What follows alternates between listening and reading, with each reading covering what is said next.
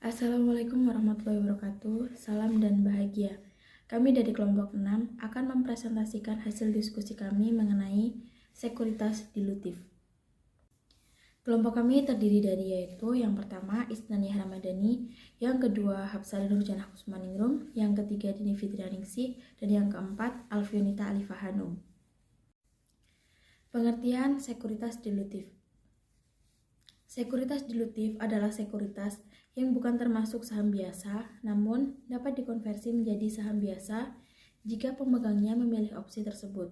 Sekuritas dilutif jika dikonversi dengan efektif akan meningkatkan jumlah saham yang beredar, yang mana dapat menurunkan laba bersaham atau LPS. Dilutif terjadi karena 1. Penambahan jumlah saham yang beredar, sehingga untuk nilai saham yang sama sekarang harus dibagi jumlah dengan jumlah lembar saham yang lebih besar. Yang kedua, hilang atau pengurangan hasil nilai pemegang saham karena jumlah yang dikeluarkan melebihi jumlah yang semestinya, atau karena adanya pemberian hak opsi untuk memperoleh suatu surat berharga. Untuk selanjutnya, yaitu macam-macam sekuritas dilutif. Macam-macam sekuritas dilutif, yaitu yang pertama opsi saham. Opsi saham merupakan kontrak yang diterbitkan oleh investor guna dijual kepada investor lainnya. Kontrak tersebut memberikan opsi ataupun hak kepada penerimanya untuk menjual ataupun membeli suatu saham perusahaan atau underlying stock yang menjadi dasar perdagangan opsi tersebut dalam jumlah dan pada harga yang telah ditetapkan sebelumnya atau exercise price, serta berlaku dalam periode tertentu. Opsi saham juga bisa dikatakan sebagai perjanjian yang memungkinkan investor untuk membeli, dalam hal ini disebut call, atau menjual, dan dalam hal ini disebut dengan put, saham dengan harga yang telah ditentukan pada atau sebelum tanggal tertentu. Waran saham. Waran saham merupakan opsi yang diberikan oleh perusahaan kepada pemilik waran untuk membeli saham dengan harga tertentu dalam waktu tertentu. Perbedaan utama waran saham dengan opsi saham adalah pihak yang mengeluarkannya dan jenisnya. Waran dikeluarkan oleh perusahaan penerbit saham, sedangkan opsi dikeluarkan oleh investor. Waran tidak dikeluarkan sendiri, melainkan dalam satu paket dengan sekuritas lain, misalnya obligasi. Situasi penerbitan waran diantaranya yaitu 1. Agar sekuritas lebih menarik, 2. Memberikan preemptive right atau hak didahulukan kepada pemegang saham, 3. Kompensasi kepada manajemen dan karyawan. Contoh soal, pada tanggal 1 Januari 2014, PT Karya menerbitkan obligasi dengan 500 lembar waran dengan tempo 4 tahun. Setiap lembar waran memberikan hak kepada pemegangnya untuk membeli saham biasa seharga Rp15.000 per lembar. Nilai nominal saham biasa adalah Rp5.000 per lembar. Pada saat itu, harga besar saham biasa adalah Rp25.000. Penawaran menarik ini membuat obligasi PT Karya dapat terjual sebesar nilai nominal Rp100 juta dengan bunga 7%. Tingkat bunga lebih rendah dari tingkat bunga pasar yang saat itu berlaku. Bunga pasar pada saat obligasi diterbitkan adalah 9%. Dari soal tersebut, diminta buatlah jurnal 1. Pada saat penerbitan obligasi dengan waran, 2. Jika investor memanfaatkan seluruh waran untuk membeli saham. Pada saat penerbitan obligasi dengan waran, nilai nominal adalah 100 juta dikali 1 per 1 tambah 0,09 pangkat 4, yaitu 70.840.000. Pembayaran bunga adalah 100 juta dikali 7% dikali 1 dikurangi 1/1 tambah 0,09 pangkat 4 dibagi 0,09, yaitu 22.680.000. Obligasi tanpa waran, yaitu nilai nominal ditambah dengan pembayaran bunga, hasilnya sejumlah 93.520.000. Kompensasi waran saat diterbitkan pada nilai wajar atau nilai pasar. Nilai pasar obligasi waran sebesar Rp100 juta. Nilai pasar obligasi tanpa waran sebesar Rp93.520.000. Nilai pasar dari waran sebagai komponen ekuitas adalah nilai pasar obligasi waran dikurangi dengan nilai pasar obligasi tanpa waran, yaitu sebesar Rp6.480.000. Jurnal pada saat penerbitan obligasi dengan waran yaitu kas di debit sebesar Rp100 juta, utang obligasi di kredit sebesar Rp93.520.000, premi saham dikurangi waran di kredit sebesar Rp6.480.000. Jurnal investor memanfaatkan seluruh waran untuk membeli saham yaitu kas di debit sebesar Rp7.500.000, premi saham kurangi waran di debit sebesar Rp6.480.000, saham biasa di kredit sebesar Rp2.500.000, premi saham biasa di kredit sebesar Rp11.480.000. Utang yang dapat dikonversi atau convertible bonds.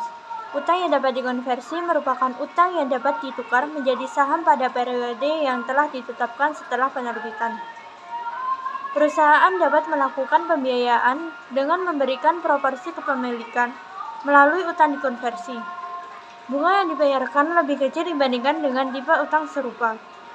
Menurut PSAK 50, entitas mengakui secara terpisah komponen instrumen keuangan yang menimbulkan liabilitas keuangan bagi entitas dan memberikan opsi bagi pemegang instrumen untuk mengkonversi instrumen ekuitas dari entitas yang bersangkutan. Obligasi atau instrumen serupa dapat dikonversi oleh pemegangnya menjadi saham biasa dengan jumlah yang telah ditetapkan, merupakan instrumen keuangan majemuk. Dari sudut pandang entitas, instrumen ini terdiri dari dua komponen, yaitu 1. Liabilitas keuangan, yaitu perjanjian kontraktual untuk menyerahkan kas atau aset keuangan lainnya. 2. Instrumen ekuitas, yaitu opsi beli yang memberikan hak pada pemegang selama jangka waktu tertentu untuk mengkonversi instrumen tersebut menjadi saham biasa dengan jumlah yang telah ditetapkan. Untuk mengalokasikan dua komponen tersebut, yaitu liabilitas dan ekuitas, dapat digunakan implementasi with and without, yaitu 1. Menentukan komponen liabilitas dengan menghitung net present value atas arus kas masa depan pada tingkat suku bunga pasar. 2. Menentukan jumlah nilai wajar utang yang dapat dikonversi menjadi komponen liabilitas dan ekuitas. 3. Mengeluarkan komponen liabilitas dari nilai wajar utang yang dapat dikonversi untuk mendapatkan komponen ekuitas. Obligasi konversi. Obligasi konversi merupakan surat utang yang memberi fitur opsi bagi pemegangnya untuk mengonversikan menjadi saham biasa perusahaan selama atau pada tanggal tertentu setelah surat utang dikeluarkan, biasanya pada rasio pertukaran yang sudah ditentukan terlebih dahulu. Pada penerbitan obligasi tersebut, sekuritas ini merupakan sekuritas hibrida, yaitu suatu sekuritas yang terdiri dari dua unsur, yaitu utang dan ekuitas. Contoh soal kedua, PDABC menerbitkan 1000 lembar obligasi yang dapat dikonversi dengan nilai nominal 200 juta pada awal tahun 2020. Obligasi tersebut memiliki periode 6 tahun dengan pembayaran bunga 7% setiap akhir Desember. Setiap obligasi dapat dikonversi menjadi 100 lembar saham dengan nilai per sahamnya Rp500. Suku bunga pasar untuk obligasi sejenis adalah 9%. Hitunglah 1. Komponen liabilitas pada obligasi saat diterbitkan pada nilai wajar. 2. Komponen ekuitas pada obligasi saat diterbitkan pada nilai wajar. Dan 3. Bagaimana pencatatan jurnalnya. Hitunglah 1. Komponen liabilitas pada obligasi saat diterbitkan pada nilai wajar. 2. Komponen ekuitas pada obligasi saat diterbitkan pada nilai wajar. Dan 3. Bagaimana pencatatan jurnalnya. Perhitungan komponen liabilitas pada obligasi saat diterbitkan pada nilai wajar, yaitu PF nilai nominal sama dengan 200 juta dibagi dalam kurung 1 tambah 9% tutup kurung pangkat 6 sama dengan 119.253.465 rupiah. PF pembayaran bunga 14 juta dikali 1 dikurangi dalam kurung 1 tambah 9% pangkat 6 dibagi 9% sama dengan 62.860. PF komponen liabilitas sama dengan 119.253.465.000 rupiah ditambah 62.802.860 rupiah sama dengan 182.056.325 rupiah. Selanjutnya itu perhitungan komponen ekuitas pada obligasi yang diterbitkan pada nilai wajar, yaitu nilai wajar obligasi pada nilai penerbitan sebesar 200 juta dikurangi nilai wajar komponen liabilitas pada tanggal penerbitan yaitu sebesar 182.056.325 rupiah. Nilai wajar komponen ekuitas pada tanggal penerbitan yaitu sebesar 17.943.675.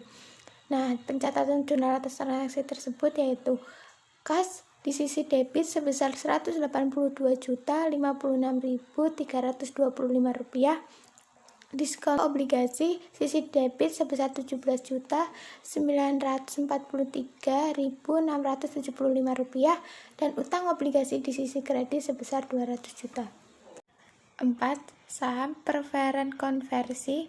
Saham preferen merupakan saham yang memiliki keutamaan dalam pendistribusian laba. Saham preferen juga memiliki fitur konversi atau dapat diubah menjadi saham biasa. Saham preferen konversi adalah sekuritas saham utama yang mana pemilik saham preferen dapat mengonversi menjadi saham biasa dalam jumlah yang telah ditentukan sebelumnya. Bila saham preferen dikonversi atau dilunasi, dicatat adanya laba rugi konversi atau pelunasan, dan harga pasar saham biasa pada saat dikonversi tidak diperhitungkan. Untuk selanjutnya, saya Alfianita Hanum akan melanjutkan presentasi, yaitu mengenai contoh soal saham preferen konversi. Gayo Company menerbitkan saham preferen konversi sebanyak 2.000 lembar dengan nilai nominal Rp25.000 per lembar. Saham diterbitkan dengan harga Rp100.000 per lembar. Setiap lembar saham preferen tersebut dapat dikonversi menjadi 20 lembar saham biasa dengan nilai nominal Rp1.000 per lembar. Diminta untuk membuat jurnal. Yang pertama, untuk mencatat transaksi penerbitan saham preferen konversi. Yang kedua, pada saat saham tersebut dikonversi pada saat nilai pasar saham biasa sebesar Rp6.000 per lembar. Yang ketiga, pada saat saham preferen tidak dikonversi tetapi dibeli kembali dengan membayar sebanyak Rp240 juta.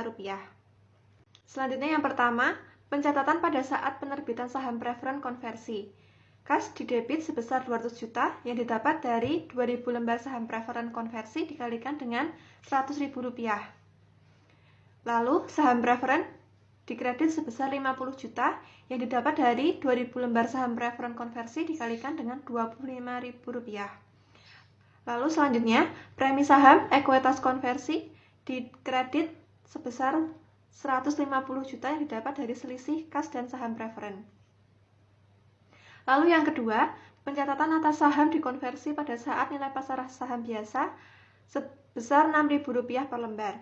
Saham preferen didebit sebanyak 50 juta, premi saham atas ekuitas konversi didebit sebesar 150 juta, lalu saham biasa dikredit sebesar 40 juta yang didapat dari saham preferen konversi sebanyak 2.000 lembar dikalikan dengan 20.000 lembar saham biasa dan dikalikan dengan Rp1.000 per lembar.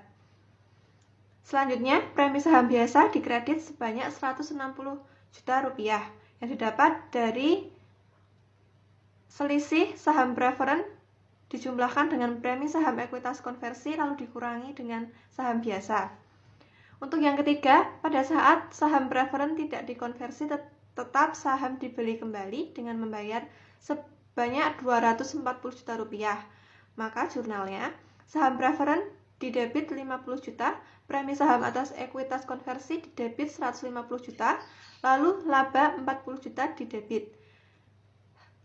Ini didapatkan dari saham 200 juta yang dikurangi dengan harga pembelian saham kembali sebesar 240 juta.